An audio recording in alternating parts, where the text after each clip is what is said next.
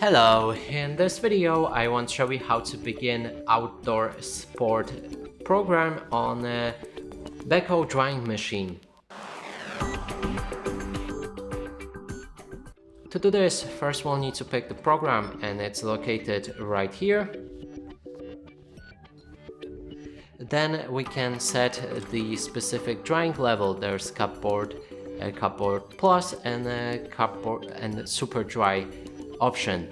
Next is a light that we can enable or disable inside the drying machine, alert notifications that you can hear when the program is finished, lower temperatures but they are not available for this mode. Then there's the program time, but it's also not available. And the last one is planned finish. When you click on it, you'll be able to set a specific amount of hours when this program should finish that drying process, I guess. And when you're finished with all of the settings, click on the start and the program should begin. And that's it for this video. Hope you like it. Please consider subscribing to our channel, leave a like and a comment below.